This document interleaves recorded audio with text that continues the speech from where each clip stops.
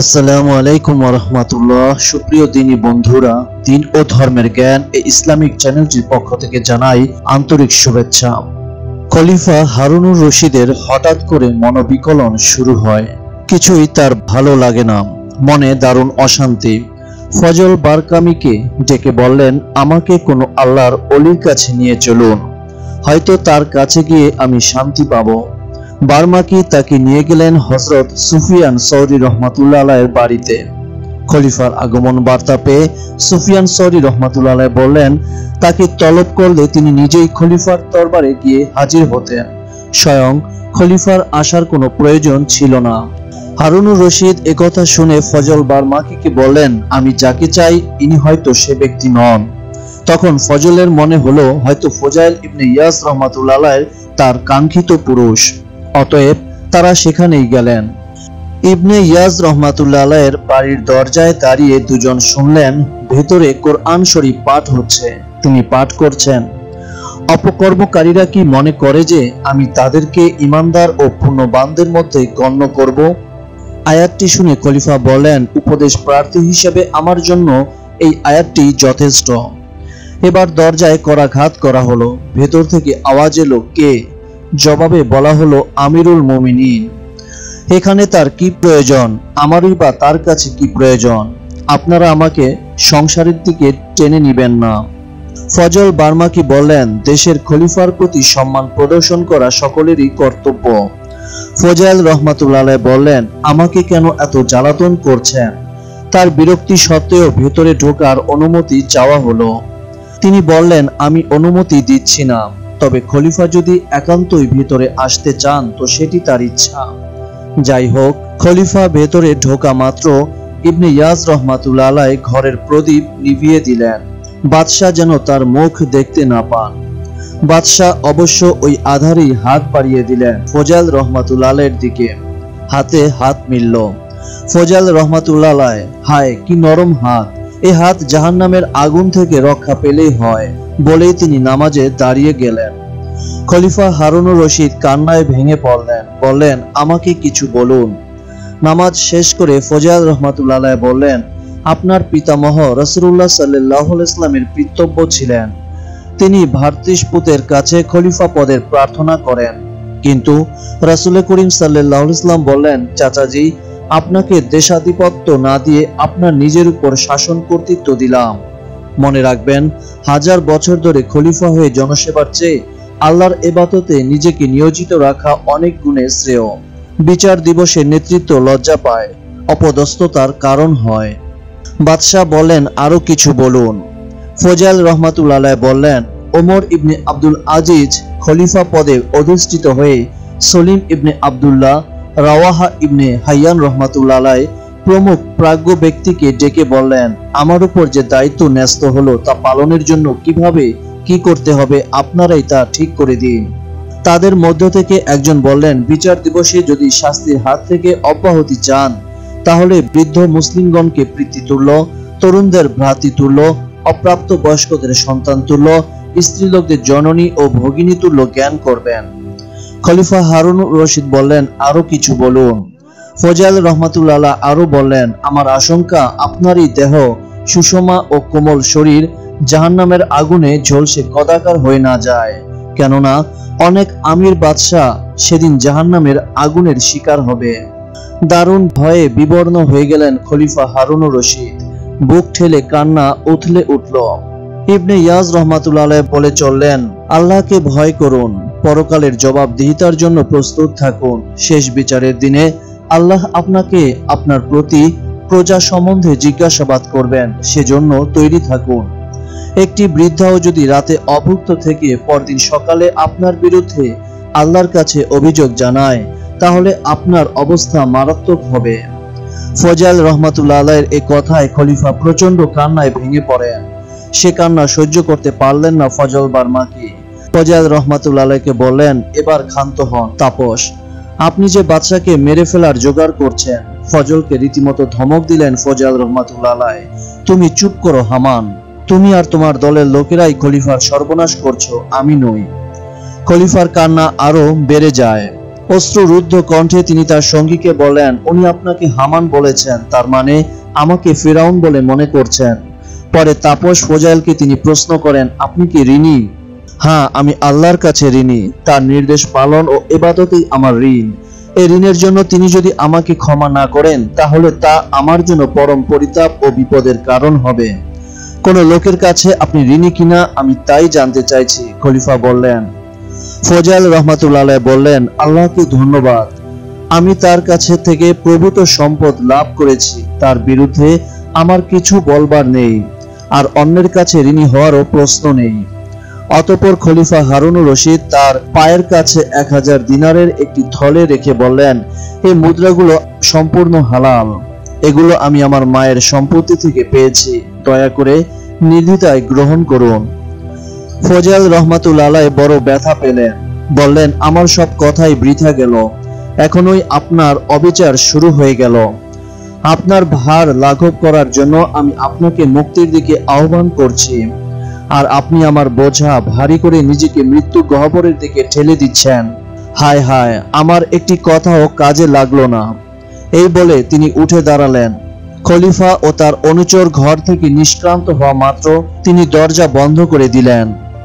বাদশাহ বারমাকিকে বললেন, হ্যাঁ, ফোজাইল রহমাতুল্লাহ আলাইহি প্রকৃত সাধক বটে। নিজের ছেলেকে কোলে নিয়ে খুব আদর করছেন ফোজাইল রহমাতুল্লাহ আলাইহি। ছেলে বলল, আব্বা, আপনি কি আমাকে খুব ভালোবাসেন? পিতা বললেন, অবশ্যই, প্রাণের ন্যায় ভালোবাসি। আপনি কি আল্লাহকে ভালোবাসেন? নিশ্চয়ই, আমি তাকে মনে প্রাণে ভালোবাসি। কিন্তু তা কি করে সম্ভব? একই সময়ে একই হৃদয়ে দুজনের ভালোবাসা কি স্থান পায়? ফোজাইল রহমাতুল্লাহ আলাইহি চমকে উঠলেন।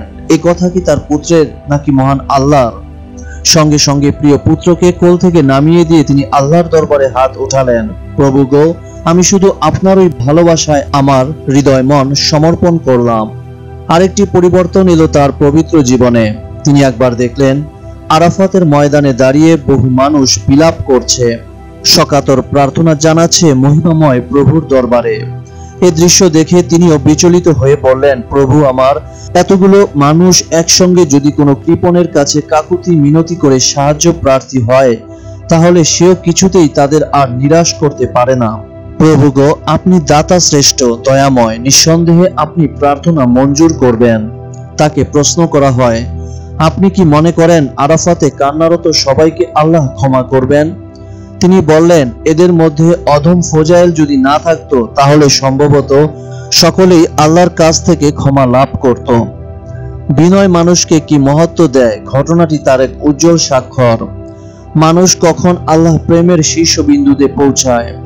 এই প্রশ্নের উত্তরে তিনি বলেন, মানুষ যখন আল্লাহর প্রতি একই মনোভাব পোষণ করে, তার কাছ থেকে কিছু লাভ করুক বা না করুক। কোন লোক হয়তো এই ভয়ে লাভবায়েক বলে না যে পাছে তার উত্তরে তাকে শুনতে হয় লা লাভবায়েক। এই ধরনের লোক সম্বন্ধে আপনি কি ধারণা পোষণ করেন? ফোজাইল রহমাতুল্লাহ আলাইহি বলেন, আমি মনে করি এই লোকের মর্যাদা লাভবায়েক উচ্চারণকারীদের অপেক্ষা অনেক বেশি।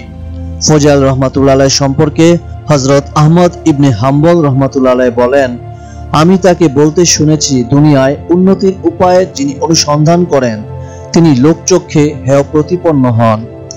ইবনে হাম্বল রহমাতুল্লাহ আলাইহি একবার তার কাছে কিছু উপদেশ শোনার আগ্রহ প্রকাশ করেন। ফোজাইল রহমাতুল্লাহ আলাইহি বলেন, আপনি অনুসারী হন কিন্তু অনুসরণীয় হবেন না। হযরত বিশর হাফি রহমাতুল্লাহ আলাইহি তাকে জিজ্ঞেস করলেন, পরহেজগারি উত্তম না রেজা? তিনি জবাব দেন, রেজা, কারণ রেজাতে যিনি সন্তুষ্ট থাকেন তিনি যা পান তার চেয়ে বেশি চান না, যা পেয়েছেন তাতেই তিনি তৃপ্ত। হযরত সুফিয়ান সৌরি রহমাতুল্লাহ আলাইহি এক রাতে হযরত ফোজাইল রহমাতুল্লাহ আলাইহির বাড়িতে অবস্থান করেন। বলা বাহুল্য, ধর্ম আলোচনার মধ্য দিয়ে রাত শেষ হয়। পরদিন সকালে বিদায় নেবার প্রাক্কালে তিনি বলেন, রাতটি আমাদের জন্য খুবই শুভ ও কল্যাণপ্রসূ হলো। ফোজাইল রহমাতুল্লাহ আলাইহি এ কথার প্রতিবাদ করে বললেন, না, তা নয়, বরং রাতটি খুব অশুভ হয়ে গেল। কেন? আপনি সারা রাত আমাকে তোষামত করার ভঙ্গিতে কথাবার্তা বলেছেন, আর আমিও উত্তর দিতে গিয়ে আপনাকে খুশি করার চেষ্টা করেছি। অর্থাৎ আমরা আলাপ আলোচনায় মত্ত ছিলাম ঠিকই, কিন্তু তার মধ্যে আল্লাহর কাছে প্রার্থনা জানানো বা ইবাদত আনুগত্যের কিছুই ছিল না। কাজেই এ রাতটা আমাদের জন্য কোনো কল্যাণ বয়ে আনেনি। এত সূক্ষ্ম ভাবনা ফজল রহমাতুল্লাহ আলাইহির মতো সাধকের পক্ষেই সম্ভব। এক লোক তার সঙ্গে দেখা করতে এলো। তিনি তার আগমনের হেতু জানতে চাইলেন। লোকটি বলল, আপনার সঙ্গে দেখা সাক্ষাৎ ও আপনার অমূল্য কথাবার্তা শুনে সন্তোষ লাভের জন্য এসেছি। হযরত ফজল রহমাতুল্লাহ আলাইহি বললেন, আল্লাহর কসম, তোমার কথাটি পশুত্বের ভাব ছাড়া আর কিছুই নয়। বস্তুত তুমি আমাকে মিথ্যা দিয়ে প্রতারিত করলে, আর আমিও তোমাকে তাই করব। অতএব তুমি বিদায় হও।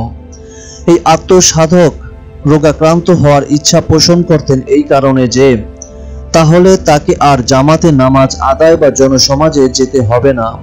দুটি কাজই গণসংযোগ বটে, আর তা আল্লাহর ধ্যানে বিঘ্ন সৃষ্টি করে। প্রকৃত ধ্যান তাকেই বলেন যাতে হৃদয় ও চোখ শুধু আল্লাহতেই নিবদ্ধ থাকে। ইবাদতে যদি অন্যের দিকে দৃষ্টি যায় অথবা মনে অন্য কিছু খেয়াল আসে, তাহলে তা প্রকৃত উপাসনা নয়। হযরত ফজল রহমাতুল্লাহ আলাইহির কিছু তত্ত্বপূর্ণ গুরুত্বপূর্ণ উপদেশ বাণী। সেই নির্জন বা শ্রেয় যেখানে আমি কাউকে দেখতে পাই না এবং আমাকেও কেউ দেখে না, যে আমার পাশ দিয়ে চলে যায় অথচ আমাকে সালাম জানায় না, ব্যাধিগ্রস্ত হলে যে আমাকে দেখতে আসে না, জানবো সে আমার প্রতি সবচেয়ে সহানুভূতিশীল। রাতের আগমনই খুশির কারণ, কেননা তখন নীরবে আল্লাহর ধ্যানে মগ্ন হওয়া যায়। আর দিনের আগমন দুশ্চিন্তার সৃষ্টি করে, কেননা তখন জনসমাগমে আল্লাহর ধ্যানে ইবাদতে বিঘ্ন ঘটে। যে নির্জনতা পছন্দ করে না বরং মানুষের সঙ্গে মেলামেশা ভালোবাসে, সে প্রকৃত শান্তি থেকে দূরে থাকে। যে আমল সম্পর্কিত কথা বলে কিন্তু আমল করে না, তার কথাবার্তা কোনো কাজে আসে না। আল্লাহকে যে ভয় করে তার বাকশক্তি লোপ পায়। আল্লাহ যাকে ভালোবাসেন তার উপর নানা রকম বিপদ আপদ আসে, আর তিনি যাকে শত্রু বলে মনে করেন সে সুখে শান্তিতে বসবাস করে। সবকিছুর জাকাত আছে, জ্ঞানের জাকাত চিন্তা ভাবনা। রাসূল করিম সাল্লাল্লাহু আলাইহি ওয়াসাল্লাম এই জন্য গভীর চিন্তায় ও ধ্যানে রত থাকতেন। মনে যার আল্লাহ ভীতি, তার মুখে অর্থহীন কথা বের হয় না। আল্লাহ ভীতি তার কাম প্রবৃত্তি ও আসক্তি নষ্ট করে, তার পরনিন্দা পরচর্চার স্বভাবও দূর হয়। পৃথিবীর সবকিছু যদি আমার জন্য সিদ্ধ বৈধ করে দেয়া হয়, তবুও গলিত সব মনে করে আমি তা গ্রহণ করতে লজ্জা ও ঘৃণা বোধ করব। সংসারে প্রবেশ করা কঠিন কাজ নয়, কঠিন হলো তা থেকে বেরিয়ে আসা। পৃথিবী একটি পাগলা গারদ স্বরূপ, আর তার অধিবাসীরা পাগলের মতো। বন্দীরা যেমন বন্দিশালায় শৃঙ্খলবদ্ধ, তারাও তেমনি দুনিয়ার মায়া মমতায় আবদ্ধ। মনে রেখো, পরলৌকিক সম্পদের ঘাটতি না করে পৃথিবীতে কাউকে সম্পদ দান করা যায় না। জাগতিক জীবনে তুমি যা অর্জন করেছো, পরকালে তাই কাটা যাবে। তখন এ জীবনে কম বা বেশি উপার্জন করা তোমার অভিরুচি। পৃথিবীর জীবনে দামি পোশাক ও সুস্বাদু খাদ্যের প্রতি আসক্ত হও না, কেননা তাহলে জান্নাতি লেবাস ও সুখাদ্য থেকে বঞ্চিত হবে। আল্লাহর পর্বত সমূহকে বললেন, তোমাদের একটি পর্বতে আমি আমার এক নবীর সঙ্গে কথা বলতে চাই। একমাত্র তুর পর্বত ছাড়া সবাই দর্প ভরে তা অস্বীকার করল, কিন্তু তুরের নম্রতায় খুশি হয়ে আল্লাহ সেখানে মুসা আলাইহিস সালামের নবীর সঙ্গে বাক্য বিনিময় করেন। তাতে তুর পর্বতের গৌরব বৃদ্ধি পায়। আল্লাহর কাছে নম্র ভাব প্রকাশ করা, তার আজ্ঞাবহ হওয়া, আর তিনি যা নিষেধ করেন তা থেকে বিরত থাকার নামই বিনয়। যে নিজেকে নিজে সম্মানিত মনে করে সে বিনয়ী নয়। তোমরা কেউ তিনটি বিষয়ের খোঁজ করো না, কেননা তা পাওয়া যাবে না। এমন আলেম যিনি জ্ঞান বিদ্যা ও আমলে সমান সমান। এমন দরবেশ যার নির্মলতা বা বিশুদ্ধতা কাজের অনুরূপ। এমন ভাই যে সম্পূর্ণ ত্রুটিমুক্ত। যে আপন ভাইয়ের সঙ্গে বাহ্যিক প্রীতি প্রদর্শন করে কিন্তু অন্তরে বিদ্বেষ ভাবাপন্ন, আল্লাহ পাক তার উপর অভিশাপ বর্ষণ করেন। এরূপ ব্যক্তি বিচার দিবসে অন্ধ ও বধির হয়ে উঠবে। পার্থিব সাধ্য সিদ্ধির উদ্দেশ্যে সৎ কাজের প্রতি আগ্রহ প্রকাশ করা কপটতার নামান্তর। লোক দেখানো সৎ কাজ সম্পাদন শিরক হিসেবে গণ্য হয়। আল্লাহ তোমাকে দুটি বিষয় থেকে বাঁচিয়ে রাখলেই তোমার মাঝে খাঁটি আল্লাহ প্রেম সৃষ্টি হবে। আল্লাহ যখন যে অবস্থায় রাখেন তাতে সন্তুষ্ট থাকার নামই ত্যাগ। আল্লাহ সম্পর্কে যিনি যত বেশি জ্ঞান লাভ করেন, তিনি তত বেশি তার ইবাদত করেন।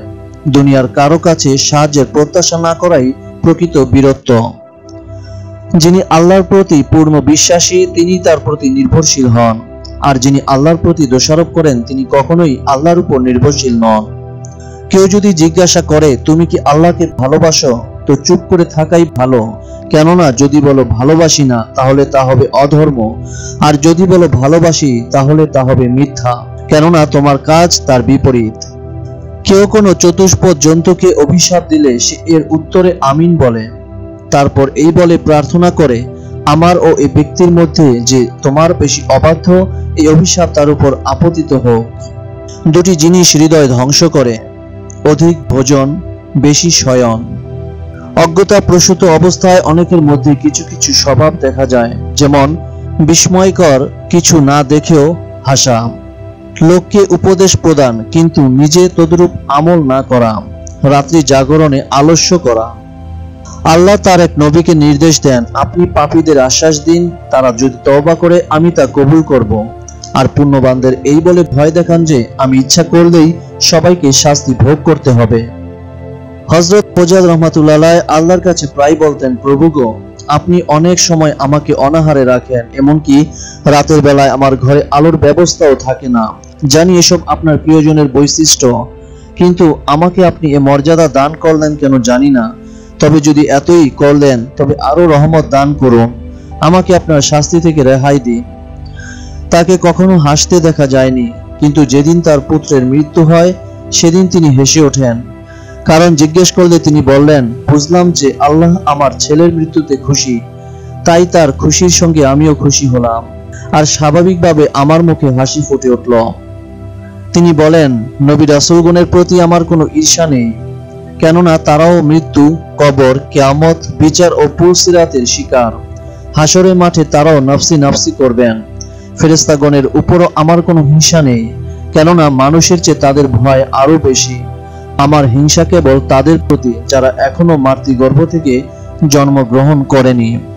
এক ব্যক্তির চমৎকার কোরআন পাঠ শুনে তিনি তাকে তার পুত্রের কাছে কোরআন শিক্ষা করতে বললেন, তবে সূরা আল কারিয়া পাঠ করতে নিষেধ করলেন, কেননা ওই সূরায় রোজ কিয়ামতের যে বর্ণনা আছে তা শুনে ছেলেটি হয়তো বেসামাল হয়ে উঠবে।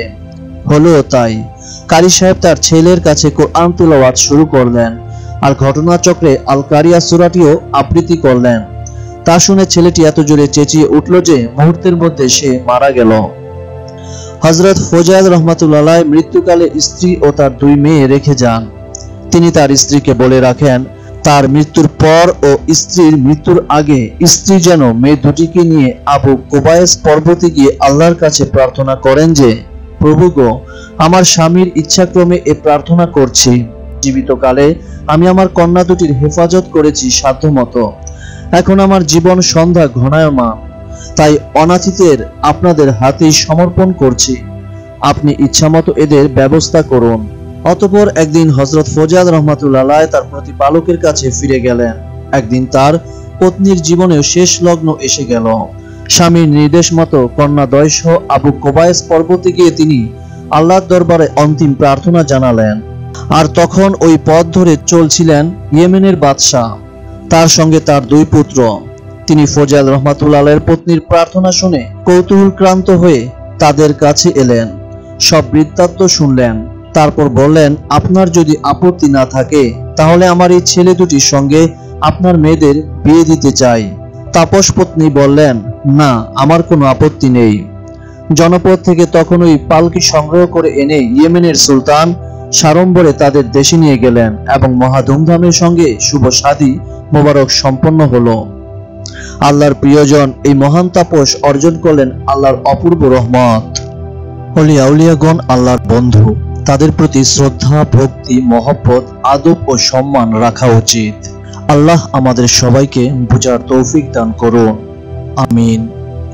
যারা দিন ও ধর্মকে ভালোবাসেন তারা এই চ্যানেলটির পাশে থেকে সাবস্ক্রাইব করে রাখুন। আল্লাহ হাফেজ।